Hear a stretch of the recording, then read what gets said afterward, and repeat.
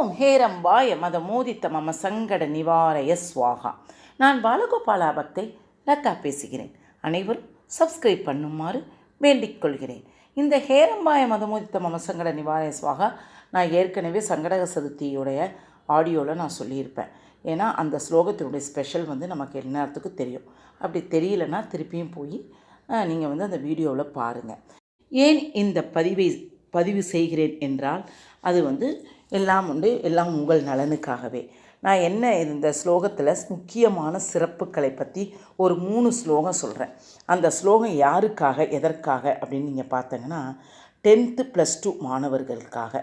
ஏனென்றால் நான் நேற்று தான் இதை யோசித்தேன். நேற்று ஏன் யோசித்தேன்னா ஏன் நான் ஹிந்தி டியூஷன் எடுக்கிறேம்மா. அதனால் என்னன்னா இந்த ஹிந்தி டியூஷனுடைய அம்மாக்கள் எல்லாம் என்கிட்ட ஹிந்தி பசங்க படிக்கிறதுலாம் ரொம்ப டவுனாக லோவாக தான் படிக்கிறாங்க. அதனால் நிறைய அம்மாவை கூப்பிட்டு நான் கம்ப்ளைண்ட் பண்ணணும். நீங்கள் தான் இதுக்கு ஏதாவது ஒரு வழிவகுத்து எங்களுக்கு சொல்லணுன்ட்டு அக்டோபர் மாதத்தில் பேரண்ட்ஸ் கேட்டாங்க. கேட்ட உடனே நான் அதுக்கு சொன்னேன், நான் ஒரு 2-3 ஸ்லோகம் எழுதி கொடுக்குறேம்மா. அதை நீங்கள் உங்கள் குழந்தைங்களுக்காக நீங்கள் தான் நல்லா ஸ்ரத்தையாக படிக்கணும், குழந்தைங்க நல்லா படிக்கணும், நம்ம 50% எஃபர்ட் எடுக்கணுமா அப்படின்னு சொன்னோன்னே, சரி நீங்கள் எது வேணாலும் சொல்லுங்க ஜி, நான் செய்கிறேன் அப்படின்னு அவங்க அந்த பேரண்ட்ஸ் சொன்னோன்னே நான் இப்போ உங்களுக்கு அடுத்து நெக்ஸ்ட்டு வரப்போட அந்த 3 ஸ்லோகத்தை பற்றி அவங்களுக்கு ஒரு பேப்பரில் எழுதி கொடுத்தேன். இதை எழுதி கொடுத்தோன்னா அவங்களும் தவறாமல் இதை படித்து 48 நாள் இதை செய்யுங்க. கட்டாயம் உங்கள் குழந்தைக்கு ஏதோ 40 மார்க் எடுக்கிற பிள்ளைங்க ஒரு 60 எடுக்கும், 60 எடுக்கிற பிள்ளைங்க 80 எடுக்கும். எல்லாமே நம்ம ஸ்ரத்தையாக செய்யணுமா அப்படின்னு சொன்னோன்னே அந்த பேரண்ட்ஸும் அவங்களும் விடாமல் செஞ்சாங்க. செஞ்ச உடனே இப்போ இந்த டிசம்பர் மாதத்தில் ஆஃப் இயர்லி எக்ஸாமில் அவங்க ஏதோ ஒரு 40 எடுக்கிற பசங்க ஒரு 55-60 எடுக்க ஆரம்பித்தோன்னா அவங்களுக்கு ரொம்ப சந்தோஷம். உடனே டக்குன்னு எனக்கு என்ன ஞாபகம் வந்துச்சுன்னா, ஏன் இந்த ஸ்லோகத்தை எவ்வளவோ பசங்க 10th +2 இருக்கிறாங்க, அவங்களுக்கு இது போய் சேரணும்னு ஒரு ஐடியா வந்துச்சு. அதனால தான் இதை நான் சொல்ல விரும்புகிறேன். ஏன்னு சொல்கிறேன்னு வச்சுங்கன்னா, இப்போ இருக்கிற பிள்ளைங்கள்லாம் எப்போதுமே இந்த ஸ்லோகத்தை பசங்கள்கிட்ட நீ சொல்லுடா அப்படின்னு சொன்னால் என்ன சொல்லுவாங்க, இல்லைம்மா எனக்கு நேரம் கிடையாது. ஏன்னா அவங்களுக்கே படிக்கவே நேரம் கிடையாது. நம்ம ஒரு விளக்கை ஏற்றி இந்த எக்ஸாமுக்குரிய ஸ்லோகங்கள்லாம் தயவு செய்து சொல்லுங்கள். நிச்சயம் கை மேலே பலன் கிடைக்கும். ஏன்னா என் குழந்தைகளுக்கு நான் இதை சொன்னதுனால தான் அவங்களுக்கு இதை எழுதி கொடுத்தேன். அவங்களுக்கு எழுதி கொடுத்து பலன் பெற்றதுனால தான் உங்களுக்கு நான் சொல்லுகிறேன். புரியுதா? முடிந்தால் இந்த ஸ்லோகத்தை சொல்லவும், இல்லாவிட்டால் ஓகே, நோ ப்ராப்ளம். நீங்கள் எப்போதுமே பிள்ளைகளுக்காக தாய் செய்தாலே அது பெரிய சிரத்தை என்று பகவான் சொல்லியிருக்கிறார். நான் இப்பொழுது அந்த ஸ்லோகத்தில் ஒவ்வொரு ஸ்லோகத்திற்கும் அதற்குரிய அர்த்தத்தையும் சேர்த்து சொல்லுகிறேன்.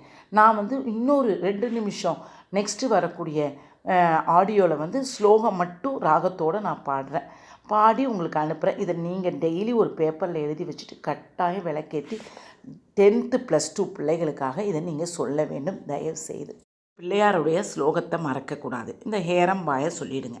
ஹேரம்பாயை சொல்லி முடித்தோன்னே ஃபஸ்ட்டு நமக்கு படிப்புக்குரியவர் யார், நம்மளுடைய ஆசான் யார், நம்மளுடைய தட்சிணாமூர்த்தி. இந்த தட்சிணாமூர்த்திக்காக நம்ம இதை சொல்லணும். குரவே சர்வலோகானாம் விசஜே பவ ரோஹினாம் நிதயே சர்வ வித்யானாம் தட்சிணாமூர்த்தையே நமக. இதுக்கு என்ன மீனிங்னு பார்த்தங்கன்னா, உலகத்தை எல்லாத்திற்கும் ஆசான் யார், நம்ம தட்சிணாமூர்த்தி. நமக்கு தெரியும் எல்லா நோய்களுக்கும் வைத்தியன் யார், நம்ம தட்சிணாமூர்த்தி. எல்லா அறிவு களஞ்சியமாகவும் விளங்கும் தென்னாட்டு கடவுளுக்கு எங்களுடைய நமஸ்காரம்னு இதனுடைய மீனிங். ஏன் நான் ஒவ்வொரு ஸ்லோகத்துக்கும் இந்த 3 ஸ்லோகத்துக்கும் மீனிங் சொல்கிறேன்னா, மீனிங் சொன்னால் தான் நான் அண்டர்ஸ்டாண்ட் பண்ணி இந்த ஸ்லோகத்தை நான் சொல்லும்போது எனக்கு ஒரு கடவுளுடைய ஃபெய்த்து வரும் அப்படின்னு சொன்னதுனால நான் இந்த மீனிங்கை எடுத்து உங்களுக்கு நான் சொல்கிறேன். கல்விக்கு ஒரு ஆசான், இதை நமக்கு நிச்சயம் அதை சொல்லணும். இது ரொம்ப புனிதமான ஸ்லோகமாக தயவுசெய்து சொல்லுங்கள். அடுத்தது நமக்கு குரு பகவான். நவகிரகத்தில் குருன்றது ரொம்ப முக்கியம்.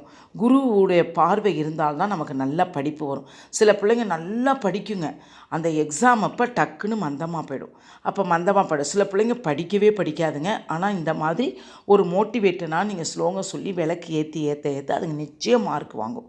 இதெல்லாம் நான் என் 2 பிள்ளைகளுக்கு கண்ட பலன். இப்போ அடுத்தது நவகிரகத்தில் இருக்கக்கூடிய குரு பகவானுடைய ஸ்லோகம். இது தெரியும் மோஸ்ட்லி எல்லாத்துக்கும். தெரியாதவங்க இதை எடுத்து எழுதிக்கங்க. குணமிகு வியாழ குரு பகவானே மனமுல வாழ்வை மகிழ்வுடன் அருள்வாய். பிரகஸ்பதி வியாழ பரகுரு நேசா கிரகதோஷமின்றி கடாட்சியம் தருவாயாக. தமிழுக்கு நமக்கே தெரியும் குணமிகு வியாழ குரு பகவான். நல்ல அதாவது படிப்புக்கே ஒரு நல்ல குணம் உள்ள வியாழனுக்குரியவர் யார்? குரு பகவான். மனமுல வாழ்வை மகிழ்வுடன் அருள்வார். நாங்கள் மனசில் என்ன நினைக்கிறோமோ அதை எங்களுக்கு நீங்கள் சந்தோஷமாக கொடுக்க வேண்டும். பிரகஸ்பதி வியாழ பரகுரு நேஷா, அதாவது இந்த நவகிரகத்திலேயே நீங்கள் தான் பிரகஸ்பதி. அதனால் கிரகதோஷம் என்று எங்களுக்கு ஏதாவது இந்த திசைகள் ஏதாவது ஒரு கெட்ட திசை அதெல்லாம் இருந்துச்சுன்னா அந்த கிரகதோஷமின்றி எங்களுக்கு எந்த தோஷமும் இல்லாமல் எங்களுக்கு நீங்கள் தான் குரு பகவானே கடாட்சியம் தர வேண்டும் என்று இந்த ஸ்லோகத்திற்கு அர்த்தம். எல்லா அம்மாங்களுக்கும் ஒன்று சொல்கிறேன். என்னன்னு பார்த்தங்கன்னா, இந்த குரு பகவானுக்கும் இந்த தட்சிணாமூர்த்திக்கும் கொண்டக்கடலை மாலை போடுவது வியாழக்கிழமை தோறும் ரொம்பவே சிறப்பு. எல்லாமே இப்போலேருந்து ஆரம்பிங்க. சில பிள்ளைங்களுக்கு பிப்ரவரி மார்ச் எக்ஸாம், 10th பிப்ரவரி, +2 மார்ச்சா என்னான்னு தெரியாது. அதனால் அந்த மாதிரி வரது வரைக்கும் நீங்கள் குணமிகு வியாழ குரு பகவானேன்னு சொல்லி தட்சிணாமூர்த்திக்கு இதை சொல்லி நீங்கள் கொண்டக்கடலை மாலை சாத்தினா இன்னும் ரொம்பவே விசேஷமாக. நிறையா பேர்த்துக்கு கல்வி ஞானம் இருக்கும், எல்லாமே இருக்கும்.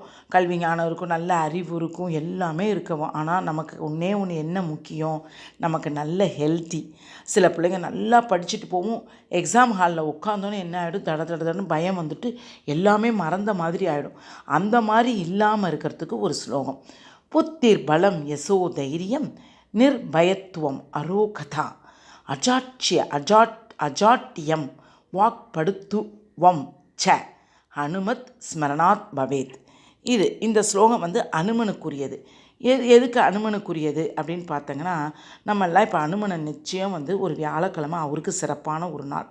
அவரை தியானித்தோன்னு வச்சுக்கோங்களேன். புத்திர் பலம், புத்திர் பலம்ன்றது என்னது?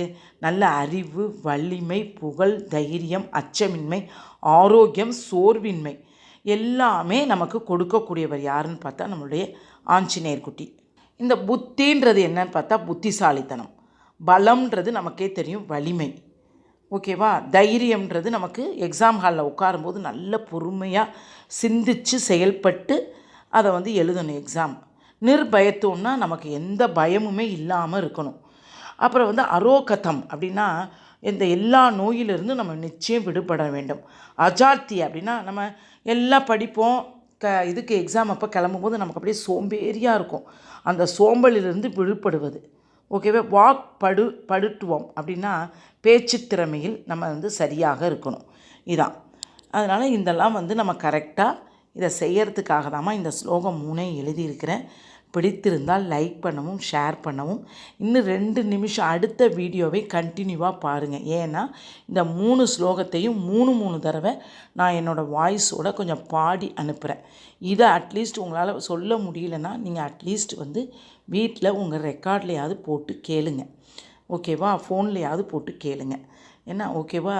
அதனால் என்ன தெரியுமா? யாம் பெற்ற இன்பம் இந்த வையகமும் பெற வேண்டும் என்பதற்காகவே இந்த ஆடியோவை எடுத்துள்ளேன். வாழ்க வளமுடன். ஹரே கிருஷ்ணா. பிடித்திருந்தால் லைக் பண்ணவும், சப்ஸ்கிரைப் பண்ணவும், கமெண்ட் பண்ணவும். ஓகே. வாழ்க வளமுடன். ஹரே கிருஷ்ணா. உங்கள் குழந்தைங்க யார் எந்தெந்த குழந்தைங்க என்ன படிக்கிறாங்கன்னு தெரியாது. எல்லா குழந்தைங்களுக்குமே இது ரொம்ப சிறப்பானது. 3rd, 4th, 5th, +2, காலேஜஸ் எல்லாத்துக்குமே இதை சொல்லுங்கள். ரொம்ப நல்லதுமா. இதெல்லாம் எனக்கு ரொம்ப சிறப்பான ஸ்லோகம். எனக்கு நான் 15-20 வருஷத்துக்கு முந்தி எனக்கு ஒரு பெரிய பூசாரியார் இதை எழுதி கொடுத்தாரு. ஓகேவா?